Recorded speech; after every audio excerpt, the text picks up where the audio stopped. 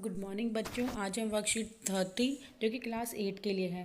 आज हम राष्ट्रीय आंदोलन के संगठन से संबंधित भाग 3 का अध्ययन करेंगे जो कि 1870 के दशक से 1947 के दशक तक है। आइए चलिए देखते हैं आज की वर्कशीट में बच्चों हमें क्या क्या दिया है। आज की वर्कशीट में हमें विपिन चंद्र पाल, बाल गंगाधर तिलक, लाला लाजपत राय जैसे नेताओं के बारे में बताया गया है। बंगाल का बंटवारा, स्वदेशी आंदोलन और उससे संबंधित महत्वपूर्ण घटनाओं को बताते हुए प्रश्नोत्तर पर चर्चा करनी है। आइए देखते हैं, पहला टॉपिक है हमारा 1890 के दशक से बहुत सारे लोग कांग्रेस के राजनीतिक तौर तरीकों पर सवाल खड़ा करने लगे थे। पंजाब और महाराष्ट्र में विपिन चंद्र पाल, बाल गंगाधर तिलक और लाला लाजपत राय जैसे जो नेता थे बच्चों, जो परिवर्तन लाना चाहते थे देश में और पद्धतियों के अनुरूप काम करने लगे थे। तो ये सभी क्रांतिकारी बच्चों काम कर रहे थे। उन्होंने निवेदन की राजनीति के लिए नरम पद्धतियों की आलोचना की। उन्होंने क्या करा?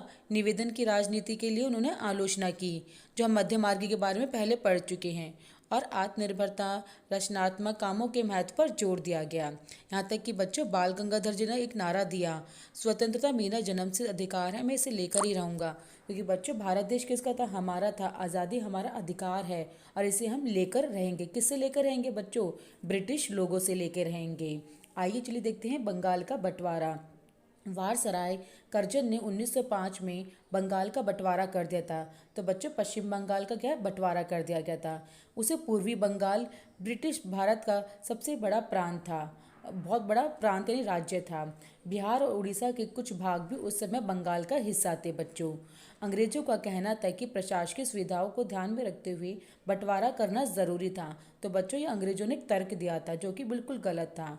इस प्रशासकीय सुविधा का मतलब क्या था? बच्चों ये सब कुछ जाहिर था कि सारी सुविधा अंग्रेजों, अफसरों और व्यापारियों के फायदे से थी। लेकिन सरकार ने गैर बंगाली इलाकों को अलग करने की बजाय उसे पूर्वी भागों को अलग करके असम में मिला दिया था। तो बच्चों ये समय उस समय कार्य चल रहे थे। पूर्वी बंगाल को अलग करने के पीछे अंग्रेजों का मुख्य उद्देश्य यही रहा होगा कि बंगाली राजनेताओं पर अंकुश यानी रोक लगाया जाए, उन्हें अपने कंट्रोल में किया जाए और बंगाली जनता को बांट दिया जाए। तो बच्चों इस प्रकार अंग्रेजों की फूट डालो शासन करो की नीति जो उन्होंने चालू कर रखी थी, जिससे कि भारत का धीरे धीरे बंटवारा किया जा रहा था। आइए चलिए देखते हैं स्वदेशी आंदोलन। जो पूर्वी बंगाल का विभाजन किया था, उससे देश भर में गुस्से की लहर फैल गई थी। मध्य मार्ग यानी जो कांग्रेस के बारे में हमने पढ़ा था, आमूल परिवर्तनवादी कांग्रेस के सभी दलों ने इसका विरोध किया। इससे जो संघर्ष उपजा उसे स्वदेशी आंदोलन के नाम से जाना जाता है। ब्रिटिश शासन का विरोध किया गया, विशाल जनसभाओं का आयोजन किया गया, जुलूस निकाले गए, स्वयं सहायता, स्वदेशी उद्यमों और राष्ट्रीय शिक्षा और भारतीय भाषाओं के उपयोग को बढ़ावा दिया गया।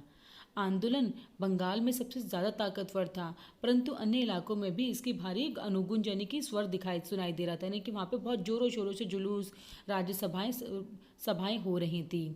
आंध्र प्रदेश की डेल्टा इलाकों में इसे वंदे मातरम के नाम से पुकारा जाता था बच्चों, यानी वंदे मातरम आंदोलन के नाम से जाना गया। कहाँ पर? आंध्र प्रदेश के डेल्टा इलाकों में।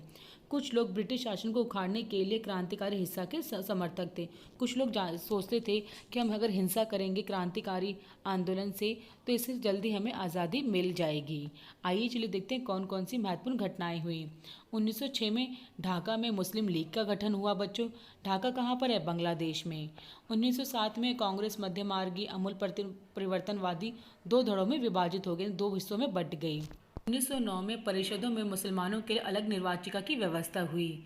1915 में कांग्रेस के दोनों खेमों में एकता हो गई, क्योंकि इस समय गांधी जी भारत आ चुके थे। 1916 में कांग्रेस और मुस्लिम लीग में लखनऊ में समझौता हुआ था। तो बच्चों ये उस समय घटनाएं हुई थी जिसके बारे में हम अगली कक्षा में पढ़ेंगे।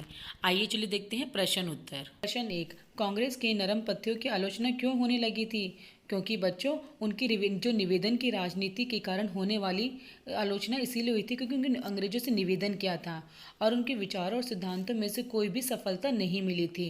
इसी कारण जो नरमपंथी थे, मध्य मार्गी थे, उनकी आलोचना हो रही थी क्योंकि अंग्रेजी सरकार ने क्या किया था? उनकी मांगों को ठुकरा दिया था। आइए चलिए देखते हैं प्रश्न 2, बंगाल के विभाजन के पीछे अंग्रेजों की वास्तविक मंशा क्या थी बच्चों?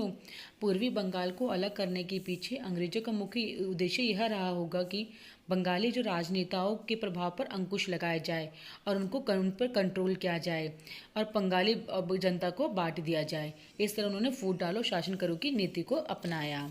आइए चलिए देखते हैं प्रश्न 3।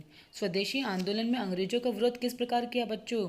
तो इसके लिए जो भारतीय जनता थी उन्होंने क्या करा, जनसभाओं का आयोजन किया, जुलूस निकाले गए, स्वदेशी उद्योगों और राष्ट्रीय शिक्षा और भारतीय भाषाओं को बढ़ावा दिया गया। उन्होंने विदेशों से आने वाली कोई भी वस्तु का प्रयोग नहीं करा। इस प्रकार अंग्रेजों का विरोध किया गया। तो बच्चों, इस प्रकार स्वदेशी आंदोलन बहुत ज़्यादा पूरे भारत में ज़ोर शोर से फैल रहा था। बच्चों, अगर आपको हमारी वीडियो पसंद आई हो, समझ आई हो तो इसे लाइक और सब्सक्राइब ज़रूर करें। Thank you.